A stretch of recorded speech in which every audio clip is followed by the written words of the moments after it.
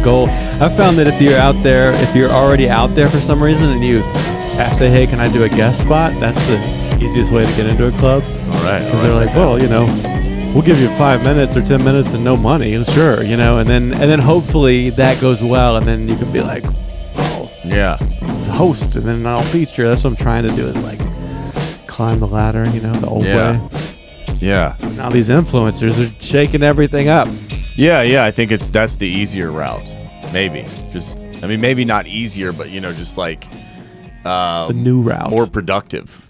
Just getting a lot, somehow going viral. Yeah. And then saying, hey, I have this amount of fans. Yeah. Yeah. I'm trying to go viral. So am I. I'm shamelessly admitting it on here. I haven't done it yet either. Well, I had a poem that went viral. Yeah. But I haven't started trying. Like, I haven't been on social media in a while. Yeah. Yeah. It's good for your mental health. Bad for your comedy career. It's always that balance of I think you have to do it to do it. Oh, definitely. I got to get back on it. I was in a relationship where I was very much on social media a lot, and for my business. And then the relationship ended, and I kind of questioned myself a lot and things I was saying and why was I doing it. Yeah. And my motives. Yeah. Yeah. We can make jokes out of that though, right? Yeah. Yeah, I did for a while. Yeah. I had a joke after. I remember those sets. Yeah. The unhinged. Yeah. Post breakup set. That was good stuff. Yeah, they weren't really funny. I remember just kind of going up and talking about it. That's great though. Yeah. It's beautiful, Yeah, it was funny. And I wasn't trying to be mean to her, so there wasn't any I was just kind of expressing my. Yeah. Yeah. It didn't come off. You were never like that bitch. Anytime I was married and it didn't work out, and there was I found out later it was another dude, but I would never be like, that bitch cheated on me. Anytime I hear a dude say anything like that, I'm like, clearly this dude's to blame for some of this. Yeah, just totally. the aggressive tone. Yeah. Yeah. It's off-putting. Yeah, I'm not not trying to be like Sam Kinison up there, that fucking bitch. That stuff is so bad now. It is. The misogyny. Yeah. I think he's even got ladies dressed up in stripper outfits around him, on chains sometimes. Yeah. It's good. Yeah. Everyone's here he is, the greatest comedian of all time. He killed. It's just get on your knees, man. And everybody talks about him oh man, Sam Kinison. Yeah. What a comedian. He would start quiet and he would yell the punchline. It was amazing. It's I guess. Nirvana ripped that off. Yeah, the loud started making songs that way. He's a legend. But yeah, I think that the only joke I remember that was funny was that I said was she really seemed to like me on Facebook. I remember saying that one. That was funny. I remember another time where I was okay, I'm not doing the just talking about my getting dumped thing tonight. Yeah, because I had done it consistently. Yeah, and then I remember my friend Amalia was working at the pizza place from Michelle Sheave's show, Slice of Life. Asheville Pizza? Asheville Pizza. Yeah. So I'm all right, not going to do it this time. And then I'm going to the bathroom right before I'm about to go on. And she goes, I saw her there. She goes, I'm so sorry y'all broke up. Y'all seem so good together.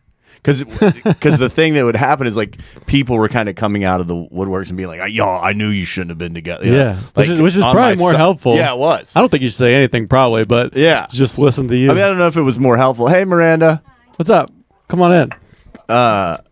So I was so she said that, and because I'm not expecting that, I hadn't heard that. She's like, you guys always seem so loving every time I was around. And I was not helpful. And so I just started crying. And then it was my turn to go up. So then I just spent the whole set just crying. And it wasn't funny. On stage? I was just crying, yeah, on stage. I remember one time around that time we were at the Odd and you came in from outside and you had clearly just been crying a lot. It was all over your face. And I was like, well, that's cool, Yeah. Because I grew up in a time where you didn't really.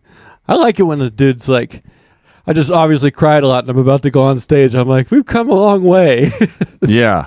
Well, I think for me, I from 12 to 23, I didn't cry because I broke my collarbone and playing football, and I cried, and I got really made fun of for that. So I was like, holy shit, I can't cry, and I was yeah. And my dad wasn't a crier, and same. didn't like it, so I didn't think I could cry. So then I got broken up with. at one point in time, and I just started crying because I used to drive around and just scream to cry because I could. I was gonna ask, what do you do instead of crying? How does it come out?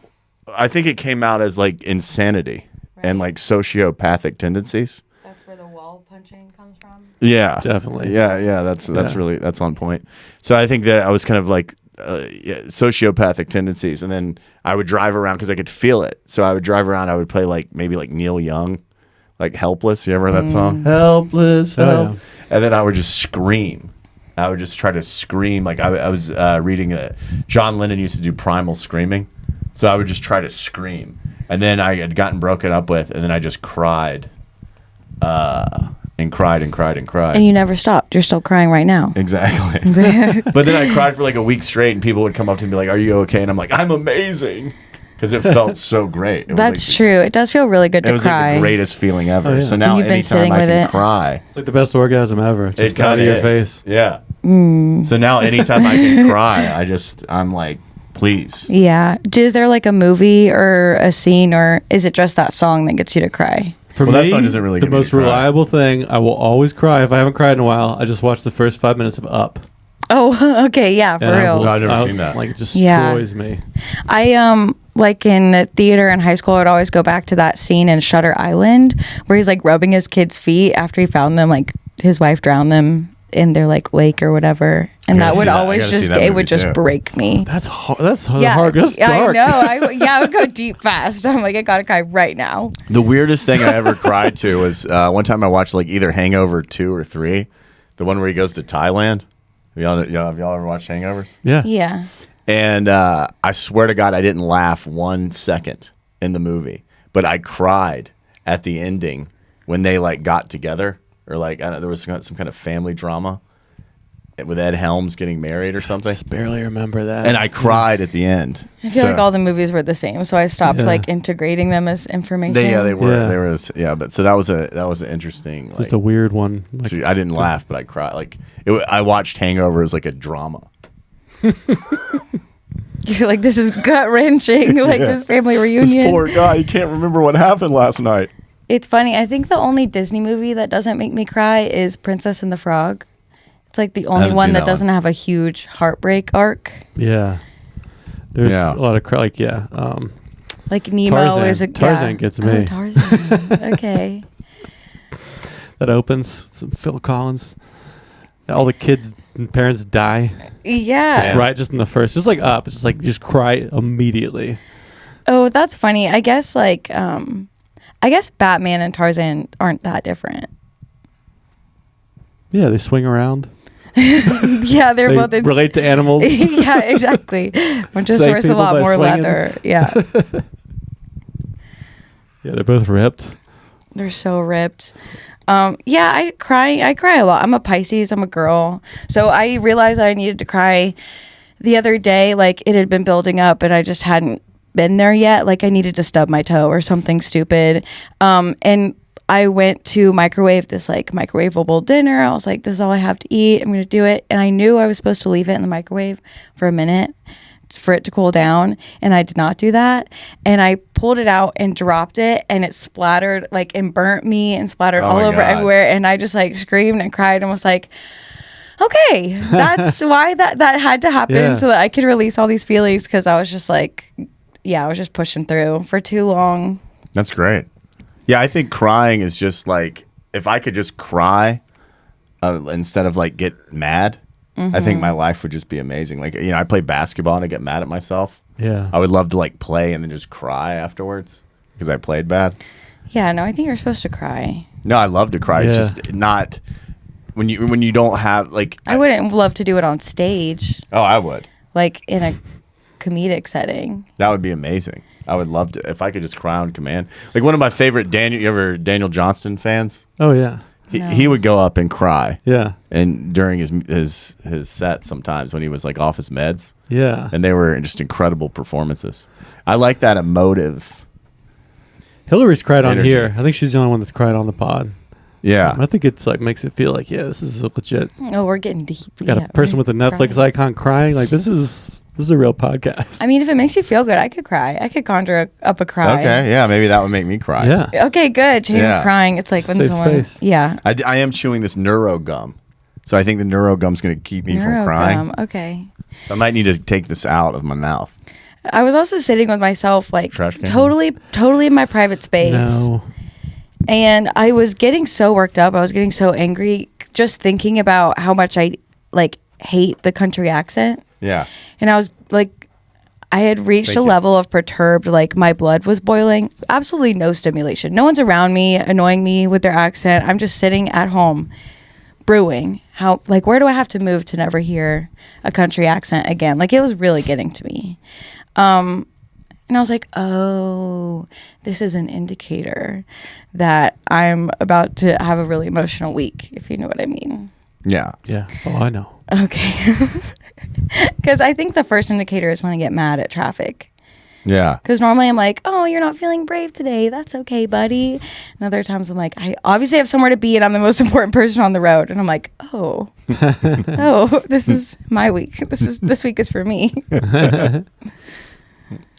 That's really great to be that in touch, to know those things. It's funny because it's always like, it always just catches up to me. But I don't know what the most extreme emotion I've had on stage is. I mean, fear is the classic one when you're starting, right? It's like, weren't you guys just afraid? I think the fear was like pretty strong early on for me, anyway. Like when somebody that's why I'm so proud I can do crowd work. It's like when somebody like says something to you and you, I'm off the script. That was probably like pretty big fear for me. Well, I think my defense mechanism, I don't know if there was a defense mechanism that I'm aware of, and I think I've talked to you about that before, is that I like to, I kind of got on stage to make people uncomfortable.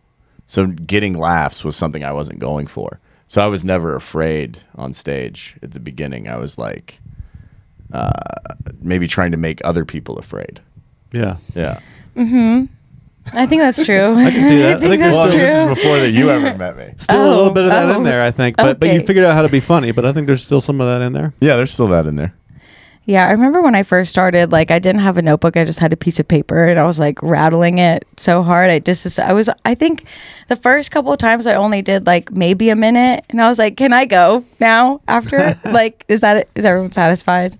Because everyone was like too supportive in the scene when I started, because I wasn't showing up to do comedy. I was showing up to like get involved in something.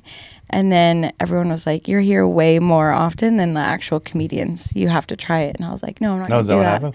And then they bullied me and I did it. It was I that remember Hot when Seat you- Monday was too supportive. That room was too supportive. It was like, we're not helping each other by this amount of support. Yeah.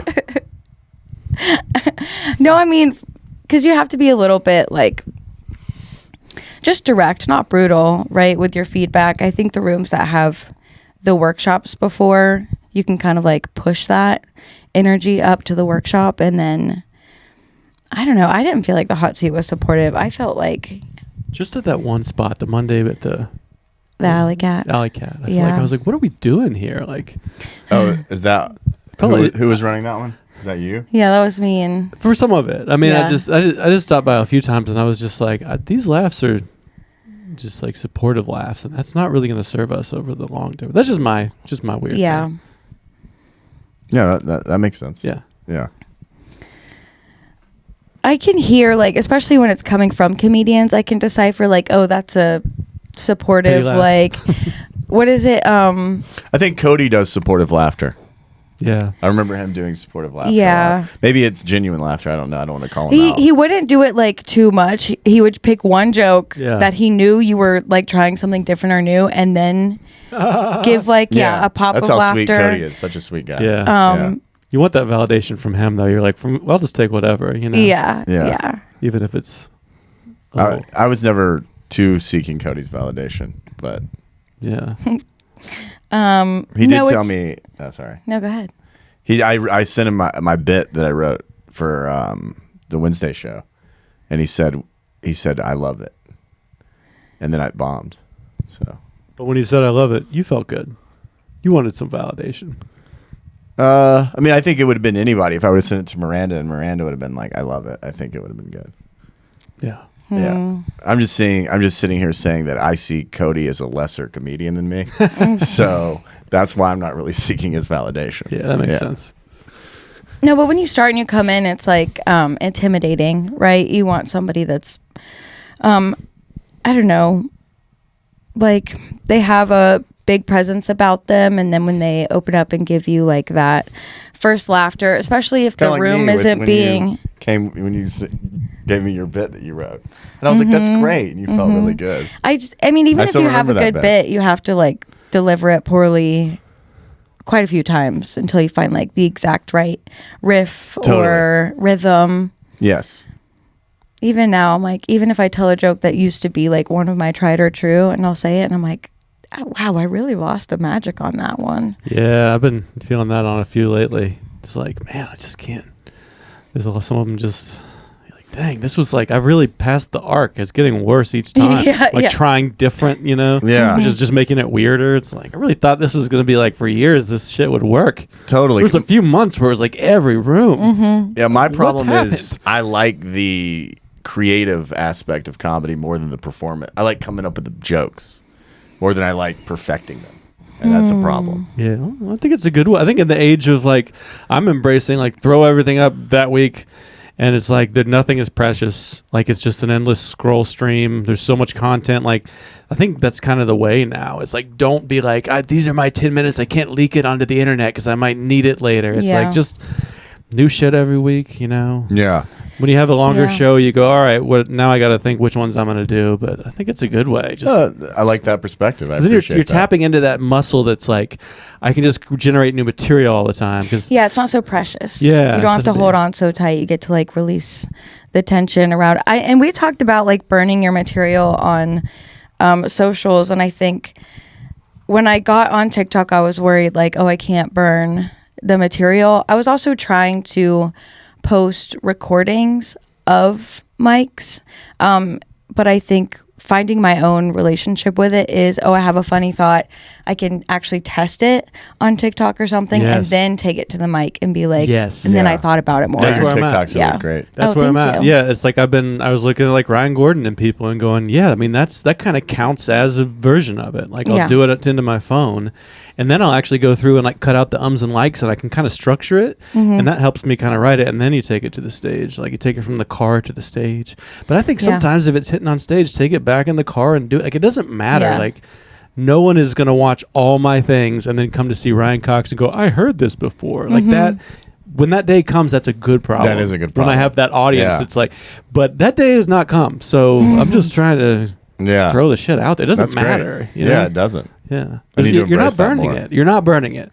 It's not being burnt. Yeah. No, and once I changed, like, again, made the jokes less precious of like, I can't. Even if I say the joke wrong and mess it up, sometimes I'd be like, well, I can't tell that joke again for 2 months until everyone's forgotten that I effed it up, you know? Yeah. But now I'm like, okay, I'll have a funny thought. I'll post it on TikTok and then I'll think about it. I'm like, okay, I'll see that's how my brain works, actually. And then hopefully, rarely I get a comment. But then I'm like, this is what people are like experiencing as I'm saying it. So it gives me a jump start on the crowd work. Yeah. I think that's other great. people's thoughts on it. So you're like, this is how it's coming across. So then it's not like it's not so cold and harsh. Arctic tundra when you actually do open it up to crowd work, because you have kind of an idea how people are relating to it. I think that's what, I keep going back to. Hot Seat was instrumental for me to get my like in the moment confidence so that I could move around and not just be like stuck to the words on the paper. Yeah, just running a show is so helpful. It's like James Harrod. He was just over here. He did the pod earlier today, and he's always funny. But when he started hosting a show every week, I saw him get like massively even more funny. Because you have to like have that little line between the comedians. And yeah, it's interesting because I remember when Miranda and I did we did like a improv. What did we do? Was it improv? We had an improv. Yeah, we had a sketch couple thing, sessions, like twice at the Kava Bar. And you were hilarious. Yeah, that was the first time I was like off the cuff. Yeah, and you were so funny. And then on stage in comedy, you would kind of like not feel as is free. Yeah, but it was I a feel lot like more you've gotten rigid. a lot more free. Yeah, I mean, I haven't been on the mic in such a long time because of work, so I do get like all that like anxiety in my gut again. I'm like, oh, okay, had some passing thoughts, which I think are going to be more collected than reciting old material. Because also when you don't go to the mic every night or every week, it's so much more important, I think, to like use your time wisely. So I'm not going to go up there and be like, cats, Q-tips. Yeah. I'm going to try something new. Yeah. I think that's what, you said you want to talk about like time management. I think like having kids makes me more productive with my time because I have so little of it that I'm like on Sunday night, I sit down with Emily and I'm like, these are the 3 nights I'm going to do comedy, and I have to really be strategic. So I put a lot more effort into it. That's Whereas great. when I was in my 20s and had infinite time, I just sat around in bars and like Yeah. you can actually use that like limitation to like make you Yeah, to hone the more attention. efficient. Yeah. Put more Yeah. attention behind it. What's scarce is valuable when you have less time. Yeah. Yeah. Make better use of it sometimes. That's true. Well, to that, like the energy. So when you're just sitting around at the bars or the mics and like waiting for your time to go up, it's not as novel. And then I don't know, I would just like fart away so many 5 minutes just because I wasn't thinking about what I was going to say. I would get up there and kind of, at Root Bar, we would like echo what everybody else had talked about and just kind of riff off that, which was nice. Yeah. It was nice and comfy. It didn't have to be important. But yeah, now I'm like, okay, I don't have the energy to go out even because I'm working so much. So even just like getting a drink on the porch or something, I'm like, oh wait, I need to save that social battery for Wednesday when I might get 5 minutes. Yeah, I hear. My problem is I would always maybe go with the intention of working on my material during the the off time at the shows, but then I would always just be talk to people too much and kind of not do that. I feel like that the talking to comedians kind of is good too. I'm not great at that, but I think the cross pollination of like if you're talking to other comedians, I think it still counts as practicing comedy. Like this does. Dude, this counts as You a think rep. so? Yeah, because it's like it's a different mindset. Yeah. Like I'm gonna some things that you guys say are gonna like go into a bet for sure. It always happens. I'm kind of relentless though. I will, if I didn't make it to a workshop and I like have this bit in mind, I will totally run it by like 3 to 5 people before I do my that 5 minutes. sometimes. And I'm like, oh yeah, this was my conversation, but actually I had ulterior motives. Yeah. And I've like already burnt my joke to everyone in the room and then go do it at the mic. Yeah, if I have a joke, I've done that with you. If I have a joke that I think is Gonna upset everyone. upset everyone. Yeah, And I'm yeah. always like, it's great, it's Yeah, fine. yeah, And you then say you're it's like, fine. well, I should probably and then I ask tell somebody someone else, young. and they're like, I wouldn't do that. Yeah. and then I don't do it. Yeah. Carrie's my person, and Carrie's not a safe person to ask because I'm like, Carrie. I doesn't had care. this hemorrhoid joke and I was like really nervous to do it. And he's like, do it. Oh my God, you have That to was do great. it. I like the hemorrhoid Well, joke. but I was so, I guess it was good advice, but it's funny that I always pick Carrie. I'm like, is this Yeah. one acceptable? Yeah, Carrie's probably. I gonna better say ask yes. an But old. he's I gonna better say ask yes. an old man that's got his pulse on the. Yeah. That's like when you ask me, and then Yeah. you're like, then you ask somebody that's like 32, and they're like, no. Yeah. Yeah. Don't do it. Don't do it. But I think it's funnier to him. It gives him more entertainment if we go out of the box and like do that iffy, risky joke. Yeah. What's the hemorrhoid joke? It's like, thongs are like a lady's secret weapon because they like silence your farts, right? And it's really cool. But the downside is that like you can feel the fabric on your butt through the day, so it starts to get itchy. And I like went to pick my thong wedgie, and turns out I wasn't wearing a thong. It was my hemorrhoids the whole time. That's funny. And I like went upstate and I was like, oh no, people are going to know I have a human body. Right. And then when I did it, everyone's like, we all have hemorrhoids. And I'm like, hell yeah. Thank Yeah. God for Asheville. If this were Yeah, South Carolina, I don't know. yeah.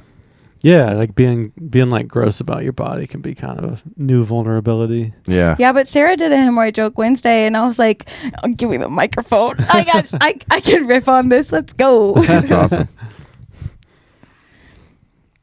There are those yucky ones. I try to remain some retain some semblance of like my femininity. But then Kayla will go up there and just be like, Kayla is hilarious. I mean, she's so direct and not crass, but like not Kayla's dainty really either. Good. Yeah, Kayla's really great at stand up.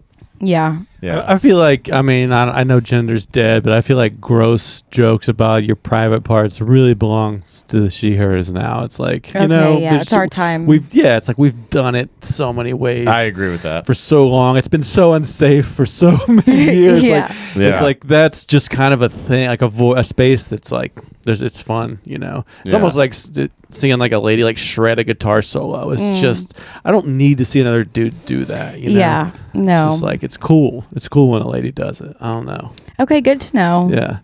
Yeah. We'll keep it up. Okay, you hear that, ladies? We can be nasty. We've got permission.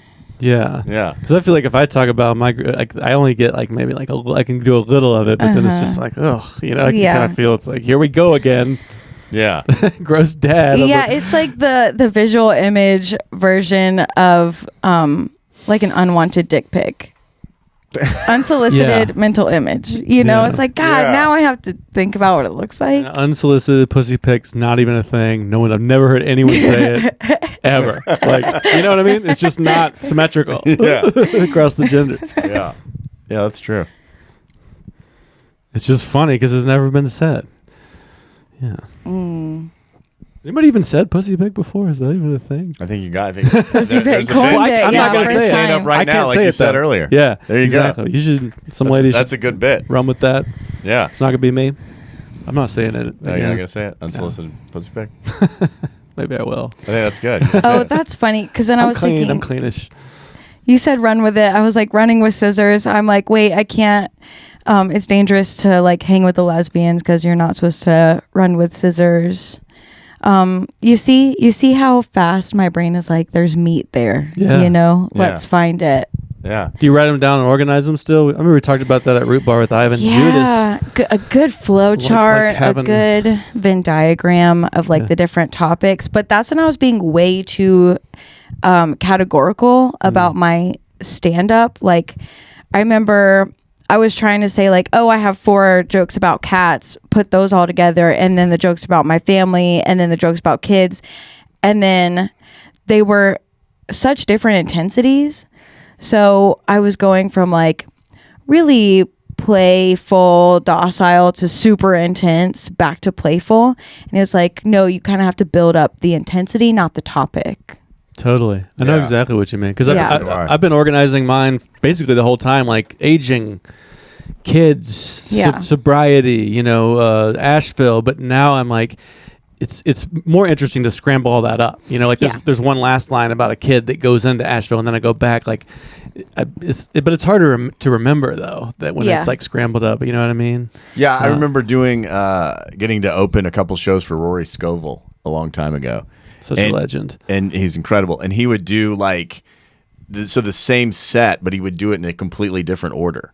So it was like all scrambled up. Yeah. And then he would kind of come up with new riffs in the scrambling of the set. And it was like incredible. But how did he have notes on stage? No. Wow. Yeah, no, that's so dangerous because I don't know if you guys worked in like service industry, but if you went up to a table and you did your script wrong, you'd be like, wait, what did I already tell you? You know, because I've repeated the script so many times.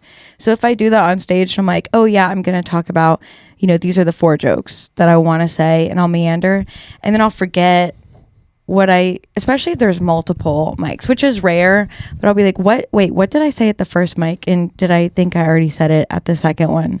So if I'm doing 2 back to back, they have to be very different, like topics. But that was like sort of the genius of Rory, or is the genius of Rory. It's like spontaneity and making it seem like he's just coming up with it off the cuff, like everything he's saying. Yeah, his energy is always spontaneous, but then, it's so spontaneous. But then he actually does do hours where it is totally spontaneous. So he actually is authentically that to some degree. You know about that, like living with fear, and he'll put up dates sometimes where he's like, here's the next month, and by the way, these are all fully improvised shows. Yeah. And to me, it's like, if there's anything I could do, I would probably choose that, because it's like you can just feel like this is all being born with us in this room in this moment. Like that's so. But he was always electric. incredible at that. I think I was at this show, and it's online. This was like maybe 2010 2012 or something.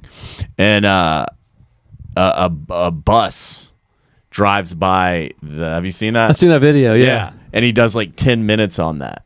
Like he is just incredible at that. I haven't Jazz or something. Yeah, Just it is. Pulling the Yeah, notes like if out you of know it. your scales, you can kind of riff anything that comes up. I guess, yeah, knowing the building blocks of your own jokes, you can make it seem more off the cuff. I do think that's real. Yeah. Like the more familiar you are with, and I guess if you're touring and you're seeing different crowds all over the place interact, like you're going to see the trends of, especially if you're doing crowd work or, you know, waiting for the magic of the moment. But I think it's also though his commitment to the bit. I think it's faith and trust is a big part of it. Yeah, because it's like he doesn't budge, and then the audience goes to him wherever he is. There's that moment where you take a big yell and there is no laugh. Yeah. And most of us would go, oh, okay, back to the notebook. And he But doubles down He on goes that. forward and people go, oh, shit. And see, Like- I used to do a lot of characters where I would just go on stage and be insane, and I would do that and double down, and people would go with me, and it would end up being funny, even if it wasn't funny. And When you die on our board again in the same bit, that's my favorite. And I think my issue is when I'm being who I think I am, and I do a bit, yeah. and it doesn't go well, I do kind of push. I'm like, oh no, I'm being who I am, and people don't like me, or some kind of weird thing goes into my head, and I'm not funny. But I think that if I could take the energy that I have when I used to like play these weird characters that would just come off the cuff, and to my who I am. Yeah, starting comedy, it was strange because I hadn't ever experienced that much perception of me at once. But it was cool because I was the narrator of the perception. I was telling the story my way, and if I was making fun of like how embarrassing I am about something, it was my point of view that I was sharing rather than like here's the evidence that I'm a weirdo, and then you guys come to your conclusion. So I did have the power there. But then when I was like, oh, I mean, I've seen comics go up on stage and be like, hey, by virtue of me being here, this is a joke. Like, I'm about to show you a fake version of myself. Please don't take it seriously. I'm goofing around. And it sucks that you have to give that disclaimer and be like, what you're about to see is playful, right? And why do you have to give that disclaimer? I mean, I do think it's that fear of being misconceived. As that person. Yeah. Like if this is the character you're playing, it's not like improv where it's like, okay, we're going into a fantasy land. Yeah. Okay, I see. Stand up is like, oh, this is your personality with jokes. But even like Cloud has gone up and be like, hey, I'm going to say things I also don't agree with because they're hilarious. Like the fake point of view is hilarious. If you were to go up and say a bunch of Republican things, people might not know you're not a Republican. I'm sorry, I know that you like Republicans. I wasn't trying to be mean to Republicans. I was just talking about that with James. I'm like, I feel like I'm so open that I scan that way as I love everybody. I love both sides of America, which is not a popular opinion in this town. But you said something there that I was thinking of. Yeah, I was thinking of like Sarah Silverman in the 2000s, which she did a character for a while when she was like.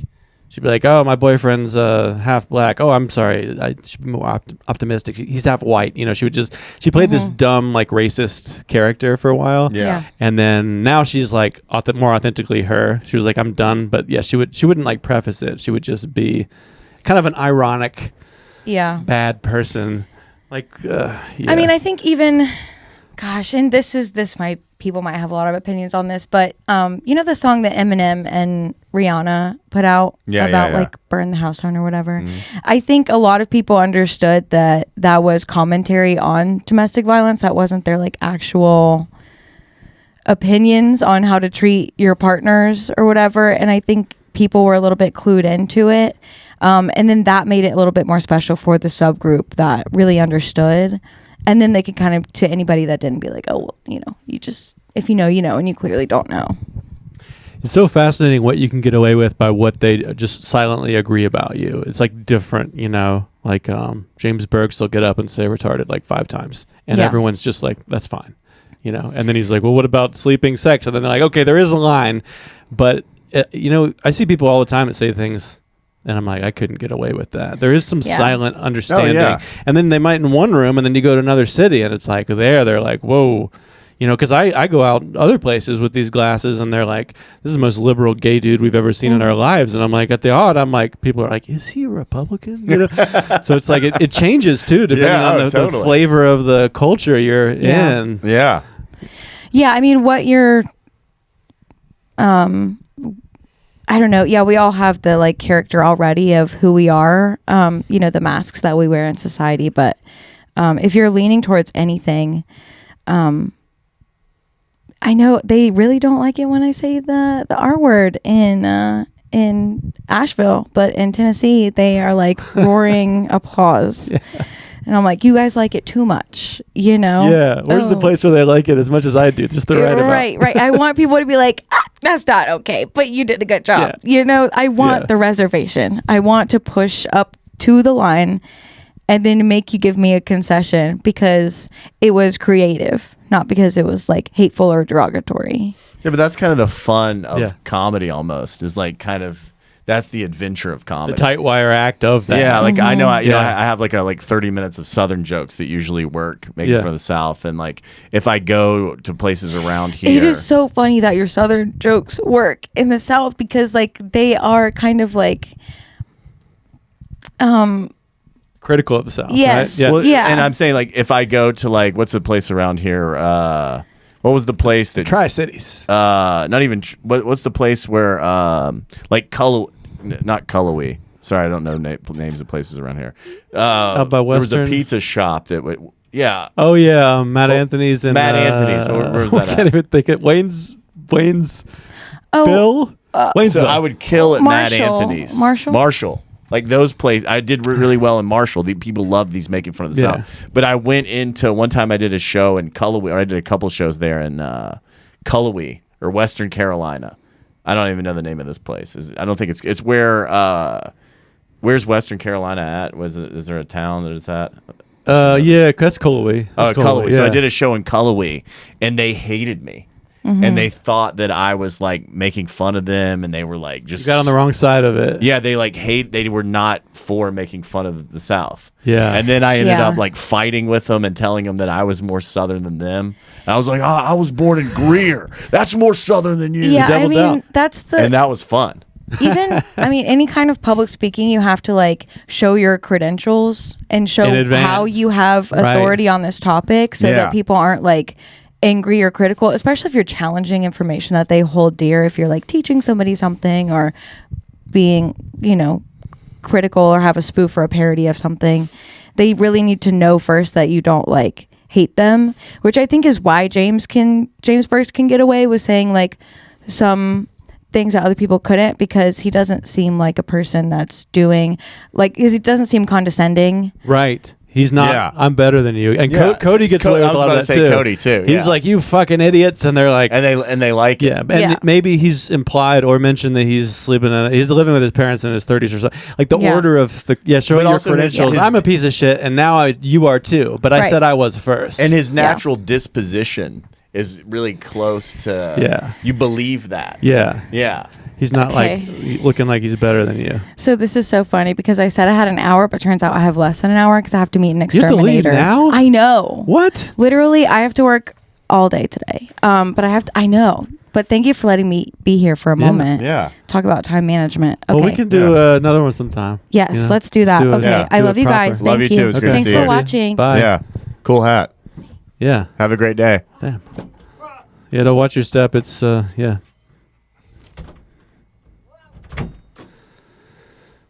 This will be a different flow than usual, but that's all right. Yeah.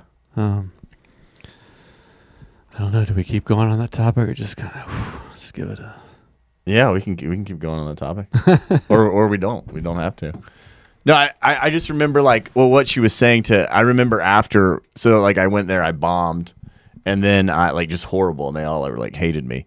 And then when I started afterwards, like I'm more Southern than you. You don't understand. My dad was born in a factory. Where was your dad born? I was like, really trying to own this. Afterwards, they came up to me and they were like, hey, man, respect. You got him back with I got him back with like what she said, like the credentials. They believed me that I was like, You pulled your license and registration out of the glove box. Exactly. After you were speeding. And by lying. Yeah.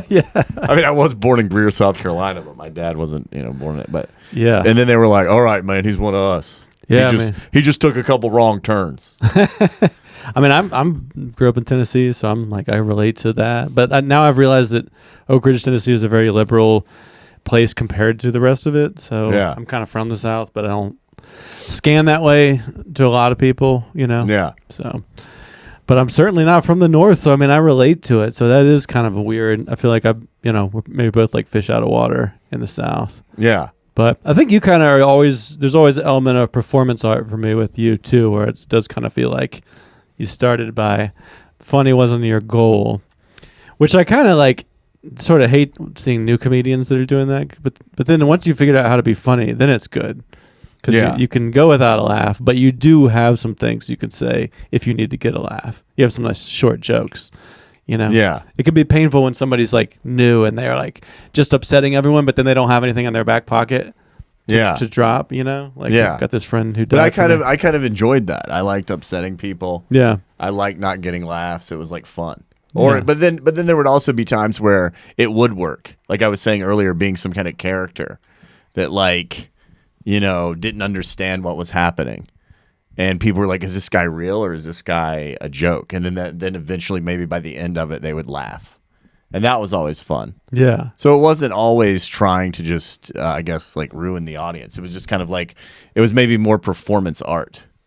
But then if they didn't laugh at the end, would you be upset? Or No. would you be like, well, that was interesting too? No, it was fun. Yeah. Like the whole thing was kind of fun. Like I wasn't really going for laughter. Actually, sometimes when I would get laughter, and I think I might have said this on here before, I would then have some things that I would say that would make them not laugh. Yeah. They would be like, oh, I don't want to laugh. Like, I liked playing the heel. Yeah. It's Yeah. kind of like Bill Hicks, right? He's sort of like one of the legends of that. Yeah. Or Like, for me, it was Andy Kaufman that I really loved. Okay. Yeah. It's kind of like anti-comedy or something. Yeah, I like the anti-comedy because I thought comedy was so like formulaic. Yes. I think Steve Martin's a little bit of that too, where he's kind of like, I mean, he's goofier. He's not like edgy, but he's still kind of going like, it's sort of like, what comedy is, and the joke is that it's not that. It's like he's just gonna be absurd. Yeah, I was a bit of a weird person. I think it's maybe like mushrooms or something. You still are pretty weird. You. Yeah. So, but so like I think that when I would see people go up and try to do like maybe be like Jay Leno, like have these jokes that were like, Charlie Sheen and Sarah Jessica Parker has a big. I would be like, what the fuck is this? Like, really? Because I thought all that stuff was so, like you said, formulaic and like it seemed like fake, trite. Yeah, and I think because even when you go to the show, sorry to cut you up, but when you go to the shows, it says laugh now. Yeah, so it was like. Exactly. Yeah, it just felt like these people are like kind of conditionally brainwashed, and it felt like I was in a David Lynch movie or something. So I was trying to rip myself out of the movie and maybe try to rip these people out and be like, hey, this, and that was a very different time because I came around and checked out like back when Rory did the bus thing. Like I came to it at the end of this before I started, and at that time there were a lot of more comedians doing Jay Leno then. Like I think you were probably kind of ahead in the sense that now like comedy's just changed a lot, and there's a lot more like nuance and different styles, and like it is less acceptable now to do like hacky jokes like that. Whereas I think even in like 2010, it was like a lot of people were doing that. Yeah, like doing these kind of just jokety jokes. Yeah, jokey jokes, street jokes that had been you've heard kind of like we were talking about. Like the guy doing, I have a nasty dick joke kind of things. Yeah. There was a lot of that. Yeah. And it was just like, this is the same shit over and over. Yeah. How are these people laughing? Yeah. So I was trying to like, I don't know, it wasn't like conscious. It was just like reactive. I wasn't like, I'm going to help these people not be conditioned or whatever. I was just like reactive that I thought was funny. What was funny to me is make these people uncomfortable because maybe they I didn't know if they were like real people, like if they were just kind of like you could just, and I would do kind of shit like, there's the whole thing of I look like this person. It gets a lot of laughs. And you do a version of that was like would start like you expected, and then it would end like so. Yeah, and then it would be fun to watch. I like the one that reminded me of a joke you had about like women are like this and men are like this, but then it goes like mutilating animals and stuff like Oh that. yeah, that's a good one. It starts like a classic hack joke, but then it gets to like a very unsettling place. Like The men, keeps going. women want to talk about their day, and men, how many people can they bury in their woodshed or something? Yeah, like the differences between men and women. Yeah. So it's like in order to appreciate that joke, you sort of need to know that there is this trite cliche joke format, and then you're kind of like shattering the, Norm Macdonald has a lot of jokes like that too, where it's like it's a joke. There's a joke of making fun of a joke. It's almost like how punk was like all these giant bands that have like perfect sound and everybody can shred real well. Yeah, that's what's cool about it. Is it's like they can't play that well, or it's like it sounds shitty and it's or like somebody bad. like I mentioned earlier, Nirvana was kind of like their songs are like some of their songs are like feel like they're making fun of their parodies of like like Smells Like Teen Spirit, where he's just kind of like he's kind of saying these like hey like stuff like that, and a lot of his solos, like I heard an interview with like Billy Corgan recently where he was like a real shredder. He did the perfect metal solos, and he was like Kurt's solos were ironic, like his solo would just be like it's like he could play the melody, but he's playing like the wrongest sounding notes. And it was kind of like a joke on a joke. But it sounded so good that it like made meatheads be like yes, which is pretty incredible art in my mind. It's just my mind.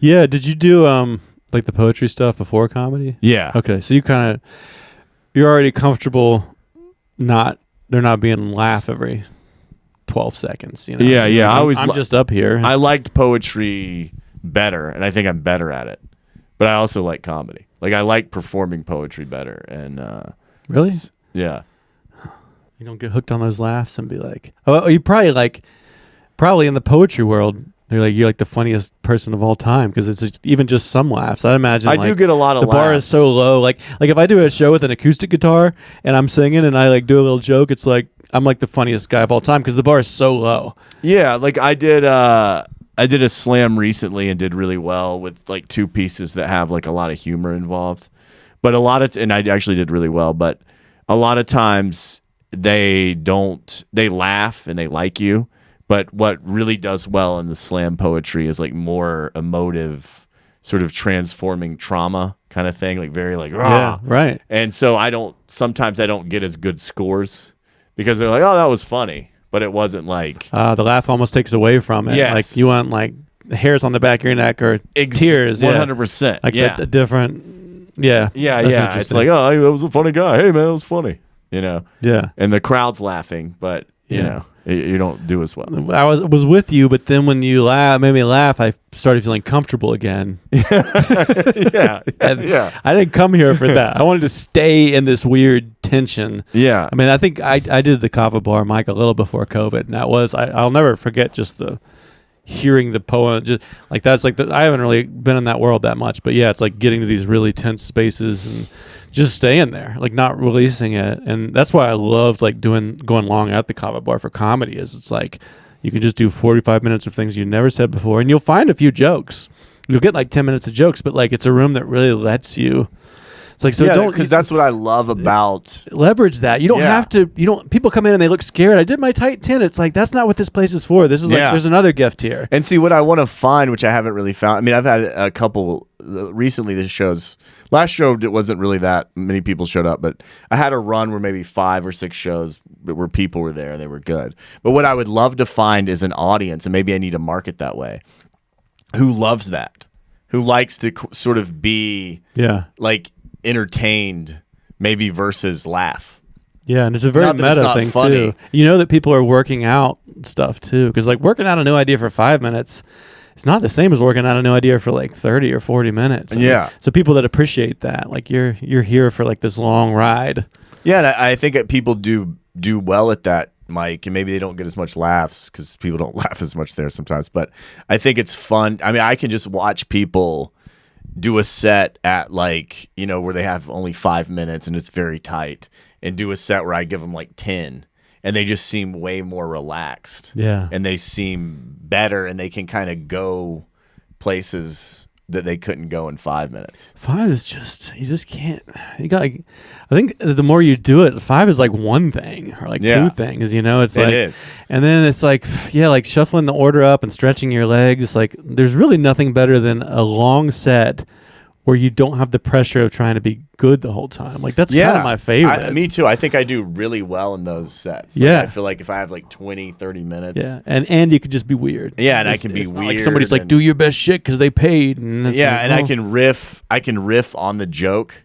It's kind of like jazz. You know, I can riff on the joke, and then if it's not working, I'll move on to the next one. Yeah. But sometimes it is. Yeah. And that's like it's like a fun adventure for me. Yeah. And then you can kind of mess with the audience. I mean, there's definitely times at the 5-minute shows, or now it's 4 minutes, where, but maybe it's 5 minutes again at the new thing. But I think it is. I think we're back to 5 now. but it's like I can go up and have a set, and because I like to fuck around and have fun, and I can like fuck around with somebody in the audience, and then I get the light, and I'm like, fuck, like there goes everything I was trying to do. Just getting the framework in place to like really have some fun. Yeah, And yeah, I mean, it is kind of weird that you have different skill levels. It's like, I think some of these people would be good with 2 or 3. I didn't need more than 2 or 3 for a while, and then it's like maybe some people should get 7 to 9. I mean, and that is the issue with comedy now. And I'm not saying I'm the best at it by any means, but everybody is a comedian now. Like, I have a joke that I used to do, I haven't done in a while. Maybe it's not a joke, it's just something to say. It's like, I want you to tell people they're beautiful and they're creative and amazing and all that kind of stuff. But be careful before you tell someone they're funny, because they might try to do comedy. And I think that there's a lot. we're saturated. We got enough. Yeah, because I mean, even going to Third Room the other night, like there's all these new comics, or a couple new ones. Yeah. And some of them just, they don't have it at all. Yeah. And of course, a lot of people, everybody sucks at first. Yeah. But it's So just, you want to nurture that, but at the same time, it's like, now I gotta like get home at 1 in the morning. yeah, exactly. I'm getting old, man. Yeah, and it's like all these people with kind of what we were talking about earlier. It's not like these people usually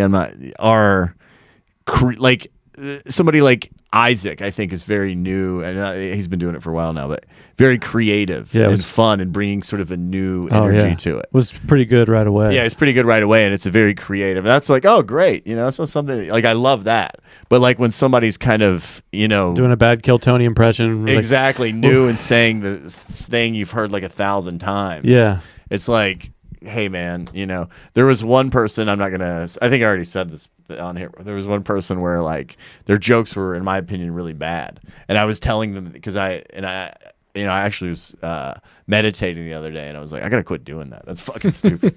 But like sometimes when people, in my mind, suck, I encourage them. Yeah, because I think it's funny. Yeah. And I remember encouraging this person to do this joke that was like bad. Like, oh, that one's great, and I was like, man, I don't want to do that anymore. I want to be like, hey, man, that's not good. Like, it's funny to you in some other way. It's funny because it's bad. But they're taking that feedback like, well, Justin says it's my best joke, so I guess I'll do it every time. Yeah. And everybody's like, why is he still doing that joke? Yeah. Oh, I told him to do that. Yeah, and that's like my thing where I think it's funny with myself. And I'm like, all right, let's not do that anymore, because that's not, I mean, it's funny to me, but it's wasting time. Yeah. Yeah. There only is so much time. I mean, that's why I'm kind of I'm posting every day for a while to try to explore that and use that because I like doing it. It's not a compromise for me to do that. Something Kayla was great at was every day. Like, kind of like, I think you kind of, anything you want to be great at, especially now and maybe forever and always. And do it every day, Doing it every day. Meditate every day, exercise every day. Kayla was do all these hilarious videos even before she was going viral. Yeah, I mean, that's like what Gordon did that too. He was like early with that. He was like, I would put up like 3 to 5. I was like, how'd you get all these followers before you started comedy? He's like, before people were doing that, I would just sit in my car, just do like 3-5 a day. Yeah, and just throw them up there. And I mean, I think that when he came to the stage, he was better because he did that. So Ryan's another one who he was hilarious, pretty fully formed, pretty early, or he at least had a voice like the first. At first, where it's like. For me, it's like, he has a great, and that's a lot of comedy. I still have trouble with that, finding a voice. Yeah, me too. It's a lifelong thing. But his voice from the beginning was, and maybe sometimes that can be a little, a little confusing, because like you're already so good at the beginning that Yeah. you're like, oh, How I'm do you already, follow yourself? How do you follow yourself? Yeah, exactly. I mean, How I do I think follow like myself? Jess is like Cooley, you know, Yeah. one of the great, like Moira and Jess came just after me. I didn't realize yet that like that's going to happen. There's going to be people that come right after you and destroy you. Now I'm okay with that, but both of them just so fucking good so fast. But I think it can be hard to follow yourself, and that can be a curse. Yeah. Like so, I mean, Yeah, they're both hilarious. yeah, like a slow, steady. I think there's something about like I'm at 10 years. I'm like I feel like my voice. I'm starting to get it. 15, 20 years. You know, like I like to. Yeah, I think my comedy is like this. Just all all over the place. Yeah. Like sometimes I feel like I've written, I think I have like a 30 minutes, maybe longer. I've, jokes that like that are really funny and I can do those. Yeah. But it's like, okay, now I don't want to do that anymore. Now I have to rediscover and I feel like, oh, I suck again. It's an interesting. I think you should always use. You got a great like one-liners. It might be like two-liners, but like putting on my dad's suit. A friend that did a favor for you.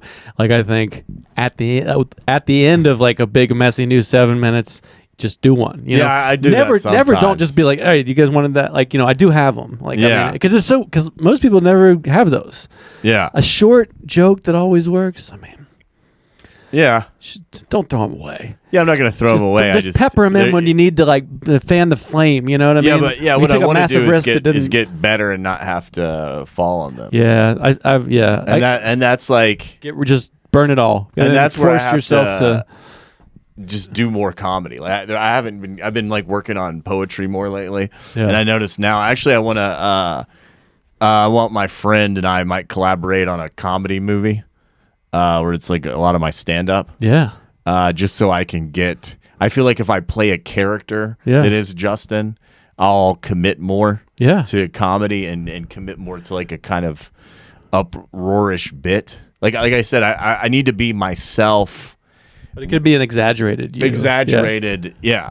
And then I think that would probably feed back into your stage. And if you made the movie, you could still clip it into like little clips. That's the idea. So you have that. Like I think just having things you can clip. Like I mean, I love doing this even without the clips. But then we get the clips, so it's like we're kind of playing that game, which is what it is. Any clips so far? Then since all three of us talking, is that Oh, how yeah. the mind works? Like, No, I don't do it then. That. I usually listen back to it, and I don't watch them. I'll go for a run and listen to it, and then I'll take little screenshots of like places and like and then I'll go back and like find those moments, and then I like to just be fully immersed in the combo now. But then when I'm a guy 3 days from now running and listening to it, then it's like we're just two or three people. Could we bid a clip right now? What would be like a viral clip? I mean, we can try. Maybe I could like Never get been mad attempted.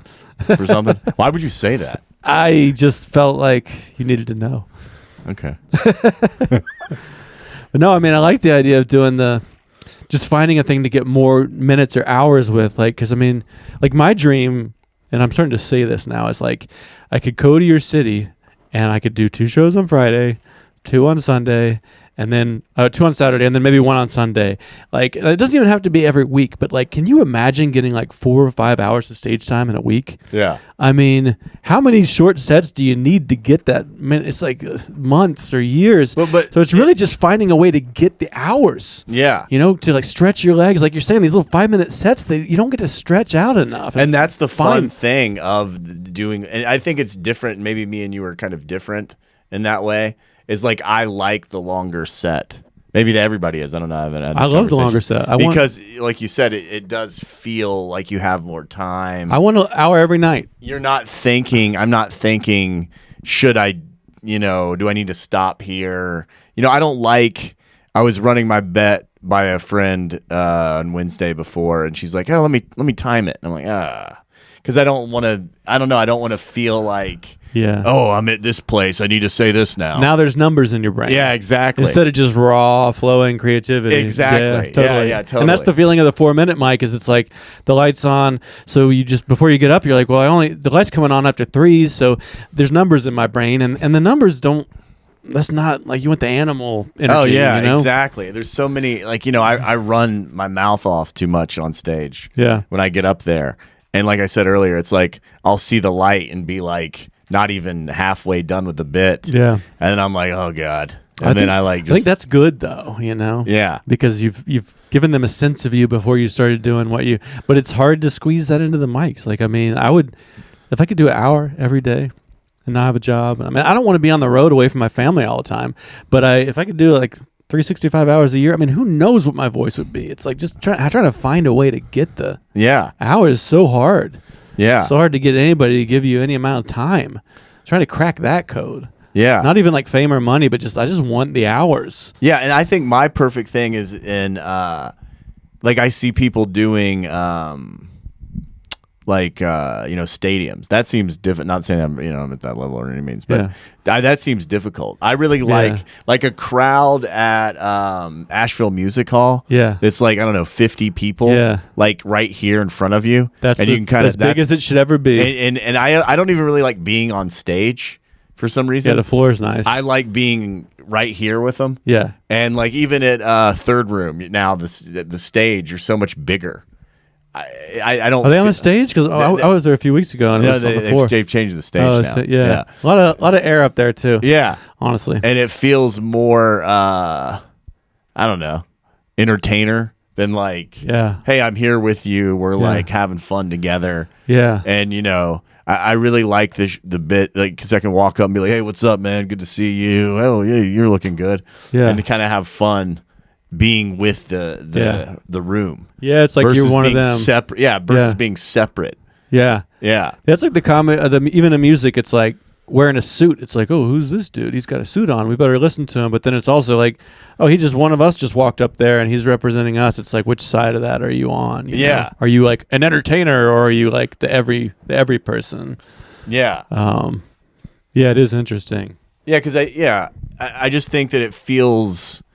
Like, I don't want, me personally, and I have that, and I've done it, and it has worked, but I like to feel, kind of like I said, Rory was a huge influence on me.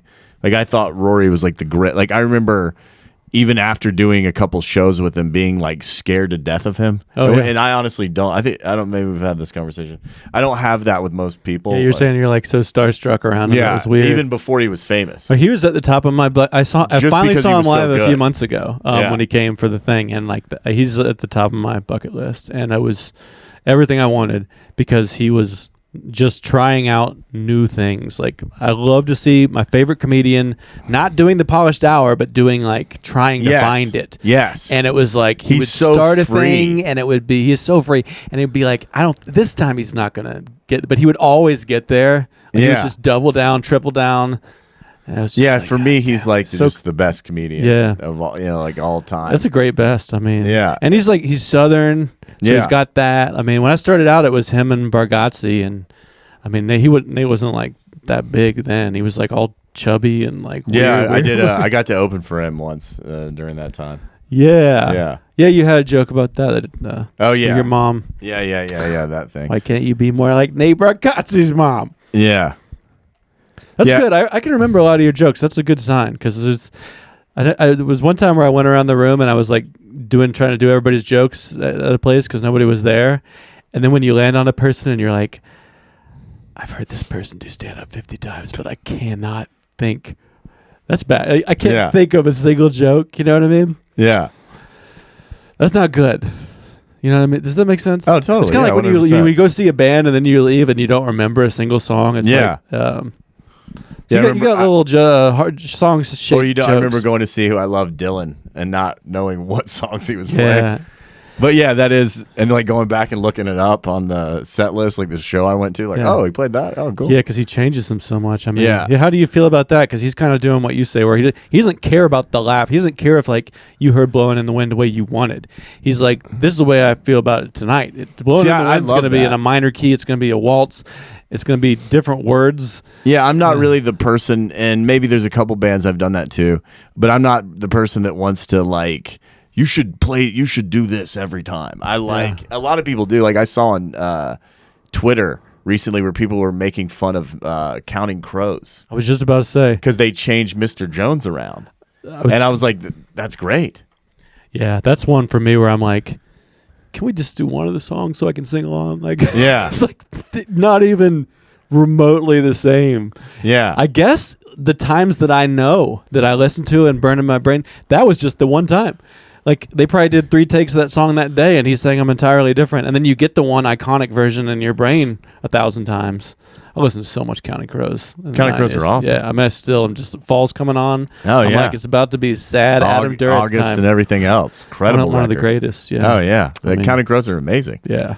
Yeah. But it's like, I respect, like, philosophically, I think it is better to do it every time because that's the true artist and that's what I want to be. But as an audience member, sometimes I do want to hear the hits. Oh, yeah. It's like you go see Tom Petty and he's like, we're playing the new album that just came out. Good night. You're like, Yeah. you're not going to play any of the fucking... Well, but that is the problem with, like, though, I feel like the way the music is now, when you release an album, like, these bands don't really, it's not the same, I don't know, just there's so much music. Like, I feel like albums don't hit the same. Maybe I'm wrong. No, you're right. And so... There's too much content now. Yeah, there's so much content that, like, I was a big My Morning Jacket fan. If My Morning Jacket puts out an album, it's not like the same, and maybe I don't listen to it. And then maybe if I did go to the show and they were just playing that new album, I might be like, oh. But then afterwards, I noticed when I've done that, like Bright Eyes is I'm a huge Bright Eyes fan. Yeah. I got to see them twice when they came to the Orange Peel. Yeah. And I didn't really like the new album that much. When I saw it live, it was incredible. And then I went back and listened to it and liked it more after seeing it live. That was the new one where they got back together after a long... Well, they put out a new album in like 2020. Yeah. And then they recently put out another new album. Right. Because it's him and Mike Mogus when it's Bright Eyes. Whereas Yeah, and they added this other guy named Alex Orange Drink or something who helped Connor write some of the songs. So I really loved going and seeing the songs live, and they were really good. That hits in basically the same exact spot as Counting Crows. Like, the Counting Crows are my 90s, and those first, like, up to It's Wide Awake, It's Morning. I mean, those first 3 or 4. Oh, my God. Heartbreakers. Almost a better run. Fevers on and a Mirrors. On a String. Oh, man. I mean, that one. Lifted. Maybe one of, like, my favorite recordings ever. Oh, my God. And then when she, like, drops the thing and he's like, it's okay, keep going. Yeah. And then the strings come in and you're like, this is the chaos of it. And, oh, my God. And the literacy, just like, and how emotional he gets. Like, what you're saying about Poach, like, you could hear in his voice, like, he's just losing his shit. Oh, and I love that. I was actually having a chills. conversation with my friend recently about, my friend is a good singer. And I don't know what good singing is. He does because he took singing lessons. Yeah, those are usually my least favorite people to listen to sing. Yeah, so I was telling him about, like, what is good singing, because people say that Conor Oberst is a bad singer. I think he's an incredible singer. Technically bad. Yeah, I don't know what technical is. And you're I think technical is like Jay Leno. It's like those kind of jokes. It's like perfectly structured. You know? And I think, like, even Bargatze has kind of become more technical, but he does it in his way.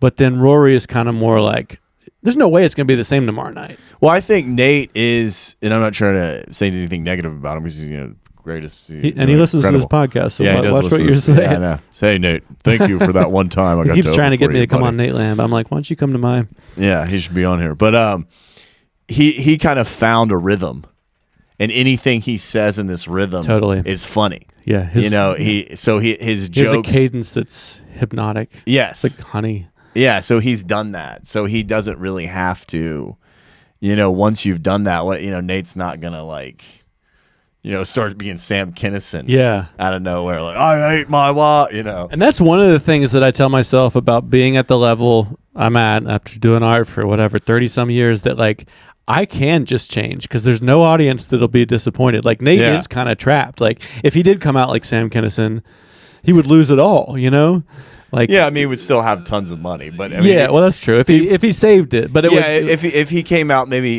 Nate, and maybe he has probably, if he took like a bunch of acid and like forgot who he was. But like he has built an expectation. Like, he has to. You were saying about, Miranda was saying wearing the masks, and you were saying be a different, more exaggerated you in the film. Like, I wonder if he kind of feels like you're constrained. Like, his brand is just like fucking like Whole Foods or Walmart now. Yeah. I wonder if he feels like he can't break out. Like, there's things he wants to do that he can't. Yeah, and I think that would be something very difficult for me as somebody that, like, kind of started in, like, when I was a kid, I used to have very intrusive thoughts. I don't know if you ever heard my bit about that. That's pretty funny. But anyway, So I think there's a part of me that likes to, like, I'll sometimes go to shows, and this isn't a good thing to get booked. I don't do it anymore, but I used to. Sometimes if I was booked on like a really good show and everyone was killing, there would be this really big part of me that would just want to go and fucking bomb just to make it. Just, so it's like the contrarian. Yes. Yeah. I mean, there's a part of me that's like very maybe rebellious in that way. And I think that it would be like really fun to have this thing and kind of fuck it up just to see. Like, Cody is someone who I think is just a phenomenal comedian, despite earlier when I said that I think I'm better than him. Yeah, it was clearly I think that he's incredible because he can do that thing where he can get you against him and then somehow win you back. And you've seen him, like I've seen him do that in like a 10-minute set. Yeah. Where it's like, man, he is just bombing. Yeah. And these people do not like him, and then he just wins them all back, and by the end of the set everybody's rolling. Like, I'm laughing the whole time. Yeah. But I think that ability to do that is like unbelievable. Yeah. It's like the Rory thing where you double down. Yeah, Rory can do that. And you're going like, though, he's not going to land this one. It's like some skate trick or something, but then he somehow does. Like, one time I remember, I don't even remember if I'm doing it right, but I think he did put this in a set. Like, I got my mom to, because my mom never likes to go. She actually likes comedy a lot, but she would never come see me. And I was like, you should come see Rory. He's really funny. And maybe I saw her clip. And then he came out. I think this was at Coffee Underground. And he just came out and just said, maybe I'm confusing things. Maybe it was, but I just remember him coming out and be like, anal for like the first 3 minutes. I remember, that set. There's one of his late night sets where he opens up with it. And it doesn't actually quite work on this one. He's like talking about trying to push the whole lime into the Corona. Yeah. And then you get it in and you're like, did I even want this? Yeah. But he says the word anal so much. So yeah, your mom. I mean, I think that's kind of risky for your, because he's pretty avant-garde, Yeah. Like Nate Bargatze. Yeah. You can bring your mom any night. The time I opened city. up, that was the only time my dad seen me do stand-up. Yeah. I think he was about to cry in the parking lot because it was like out of shame. It was a good show, and I did well. Oh, you did? Okay. Out of pride. Out of pride. Okay, nice. My mom she still loves Nate. She watches all his things. She's like, oh my god, he's amazing. And he is amazing. My dad was like, I think he was crying because I think he thought it because somebody came up to me and was like, oh my god, Justin, you're actually funny. And it was like somebody that I knew. And my dad was like, I think it was that's the only time he's seen me. And then he's like, I can't go back there. I almost cried. Perfect. I mean, never have him back again. That's great. Yeah. That's a best case scenario. My parents it's always bad, weird. I remember your dad at you at one point in time you were booking shows at that bar on French Broad River. And your dad was at one of them. Yeah. Sucked. Yeah. It was a bad room. Yeah, I had fun at that show. It's been that way, but at this point, I've actually embraced it. That is cool to have your family see you bomb. Like, I think I'm past the point where I'm like, if my wife's going to come, I need to do well. It's like, no, my wife's going to see me do what I love to do, and a lot of times it doesn't work, and that's like that's kind of the nice thing about getting to like the 10-year mark. Is like it's all poetry, Like yeah. Like it's, and I think the culture has caught up to it. There's enough podcasts and meta now that people are kind of understand that it's like a volatile, risky thing. Yeah. And a bomb can actually be pretty brutal and vulnerable and beautiful in its own way. Yeah. I had an interesting thing. I told you this when we first started where some of my family came to see me, extended family came to see me on my show, the Kava show on Thursday. And I bombed. And they told me not to, I don't want anybody using the F word or the GD word and all this stuff. And then I did this set that bombed, and then I woke up that morning to someone sending me a message saying, your set was so offensive. And then somebody was like passing out a flyer to one of my shows, and they said, I am not supporting this guy. He is. What was it? Do you know what the thing was that you said? The joke was about somebody that I grew up with, and my mom was like, oh yeah. Why can't you be more like this guy? kid? Can't you be more like this guy? He's got a really funny name, too. And then he kills himself. Yeah. Yeah. So my take on that joke is that it's all true, but you added the he kills himself just to... Yes. You're all right about that. That's where you just exaggerate that one last bit. Well, there was a person... Brian Prima? Yeah. Maybe we shouldn't say it on here. It's fine. No, it's cool. I need to change his name. But there was a the thing that there was, and this is very sad and it's not funny. The point of the joke to be funny is that the system has kind of put this person. My mom thinks he's great because he's doing what he's told. And this is where I was so appreciative of that person telling me, your joke sucked. I don't want to support you at all anymore. Because it made me see, oh, this does suck. And I am offending these people. So how can I not? So like the point of the joke to me is that the system, while my mom's like, oh my God, this guy's amazing, he ends up killing himself because he's a shrivel of a human. Yeah. Because he's just doing what he's told. Yeah, because playing the game well does ruin your soul. Yeah, and I made up that I thought was, that he kills himself, and his suicide note reads, "Death, the one test I could never figure out how to study for."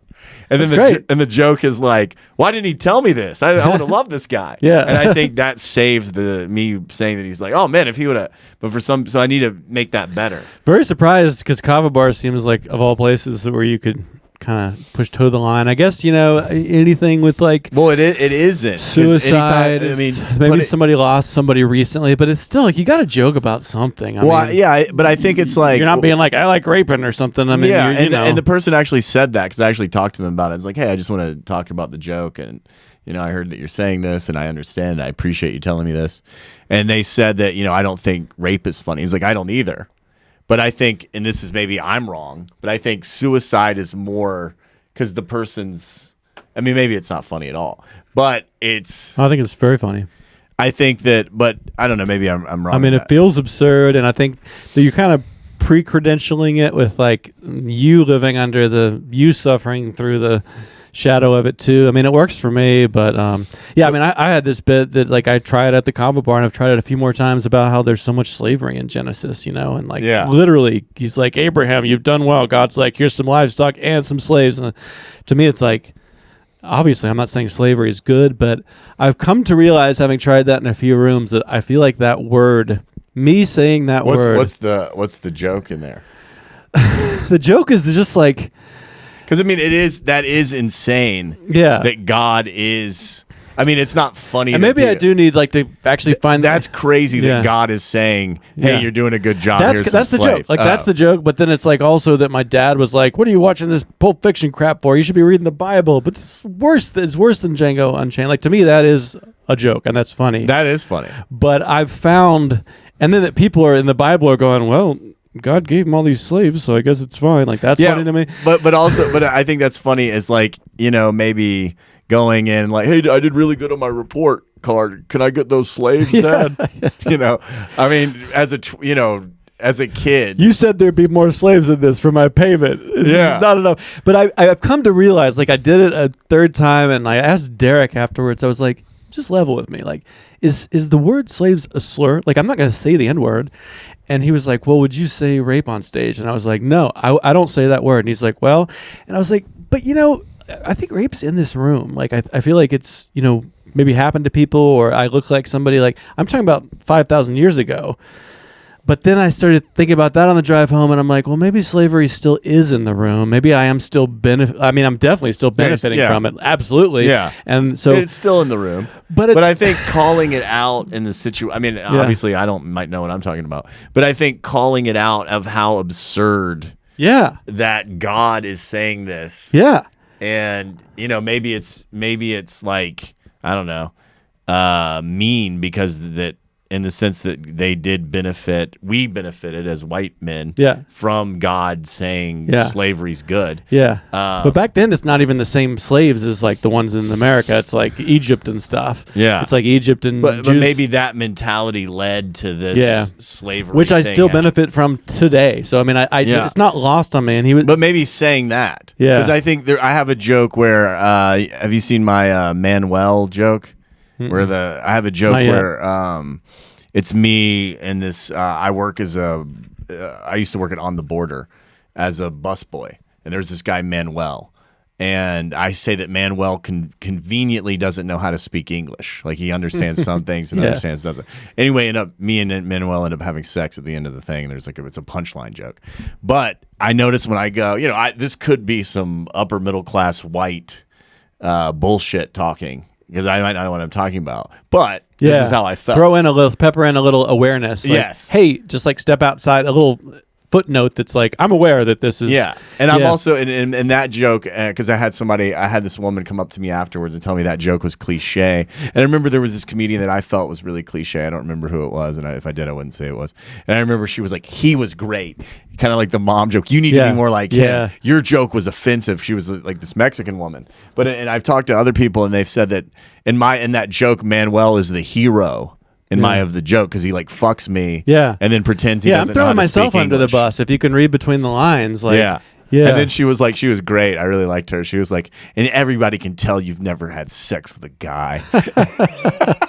And I was like, She's like, you see, you're a fucking phony. And I was like, have you said that on stage? Awesome. What? Have you said that part on stage? No, because I think that's pretty. Just being like everyone could. Just that is funny. Well, that like just somebody saying that so great. And you're like, maybe that's the joke I'll do Wednesday if I can't figure out this new That's bit. just funny. I mean, I think even if I just clipped that out, that joke is even funny. if I just clipped that out without it, that still might be funny. Just 3 seconds of you being, and everybody could tell you've never had. Yeah. Like I've thought about if I was going to edit these more, the first 3 seconds would show a funny moment, and then there'd be the song, and then the podcast. Like that would just be kind of like the first thing you see is that. We clipped one. And then you're like, well, I guess I got to watch. I got to watch the rest of this to see how we got there. Yeah. But with the Bible stuff, it's like to me, it's really important to me. Like this bit, I just feel like there's a lot there because like I'm reading the Bible, like I'm doing what they said I should do. And the very first book, it opens with the craziest shit I've literally ever read in my life. Like to me, that is hilarious. Yeah, that they're like the culture. Like all this incest on the internet. Why is it? And then you like read the first book about there's like more incest in there. Yeah. Well, the Bible's insane. I remember because I was raised Southern Baptist. Yeah. And so I never I was disassociated at these places and just kind of watching as like I'm watching a movie. Like this place is insane. And when I was a kid, and then I remember I was in college, and this is really weird, but this is what I used to do. It was weird because it was like fear. So I always had this fear of this angry God, like here and there around me growing up. Yeah, the Old Testament. Testament. I was just like, where's this motherfucker? Yeah, And I remember I would get high, and this is how stupid the mind is. I would get high. I would take the Bible. I would go to this is I was in college. I lived in a dorm room, and I would find the janitor's closet, some closet in the room, and I would get stoned and I would read the Bible as if God couldn't see me in the fucking in the closet, in the janitor's closet. I would be like, all right, God can't watch me here. What, you don't want him seeing you because you're smoking weed in there? Because I'm like reading it to see how insane it is. Like, and I was reading it. He knows how you're reading it. Yeah, like I was reading it as like this motherfucker is insane. Yeah. So I was like, remember reading, like I read the New Testament, the Old Testament, and I remember reading the one about, like he's talking about like kill yourself. I'm gonna kill you. Leave me salt so I can eat you. Yeah, and it's like this is a fucking alien. It's metal as hell. Yeah, like it's metal as fuck, definitely. But it's like this isn't a God. This is like, I mean, it's a God. It's not a loving God. Yeah, this is a God that's like this kind of crazy alien. Up there. Yeah, and I feel like conservative people are like, he's making fun of our book, and I feel like liberal people are like, he's being awfully loosey-goosey with slavery. And it's like, it's neither of those things. Like, well, see, I think that is... It's something I want to double down on and find. I think the awareness is the, like, you ever watching somebody who's like, I don't know, people could watch somebody that maybe is... being some sort of like racist or, whatever, but then they're like aware of it. And then you're like, okay, good. He knows what he's doing. All right, continue. Yeah. I think there is a lot of that. Like, on SNL, it's like Colin Jost. I don't know if you watch SNL.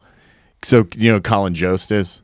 No, he's on Weekend Update. Okay. So then there's Michael Shea, who's a black guy, and Colin Jost I do know is a white him guy. from stand-up. So Colin Jost will say the most racist jokes, and the liberal audience laughs because Michael Shea writes them. Yeah, right. Yeah. So it's like, oh, okay. Yeah. The white guy's saying the most racist shit ever, but the black guy wrote it. They're in on the joke. This is great. They're not, and I'm just some guy they've never seen in their life before trying to handle a topic that's touchy, and they're like, what is the intent? Yeah, like Colin knows this is not right, and he doesn't want to say it. So that makes it even funnier. Yeah. But it's still really fucking racist. Yeah. So you're still laughing at racism. Yeah. But I do think that is the like when you're aware of the joke. Yeah. But once again, in 4 minutes, do you have time to Yeah. go, okay, well, listen, I know what I'm saying, and I've Yeah. read this book, and I've read the People's History And versus SNL US. has an audience. We Yeah. we know what SNL is. We know the tradition. We know these people. Whereas, like, here's a guy I've never even seen before saying these things. Yeah. Yeah. It's like every time I do a show, it's like, who the fuck's this guy? Who is he even? You know? Yeah. Like, there's no audience. Yeah, There's no exactly. no one bought a ticket. And I think that with my is name. That is a good. I mean, you're aware enough to know what's happening. Yeah. So why not use that? I know you said you got to leave. What time Yeah, are it's we at? 1:30. 1:30. All right. This is a good wrap up note, though. I was Yeah, it's waiting great. for that good Yeah. final beat. Yeah. So I'll just say like the end. Like you're aware enough to know that this isn't that there's something there. Yeah. So like saying that and like maybe saying, I know the liberals are like, Yeah. like what you just said is, and to me, kind of like, oh, this guy knows what he's saying. Yeah. The liberals are mad at me and this, and then the Republicans, hey, that's my book. Yeah. I like that. Yeah. That's God's word. Yeah. Everyone's mad at me. I'm just saying there's a lot of slavery Yeah. in the first book. Everybody's mad at me, and you should be. Yeah.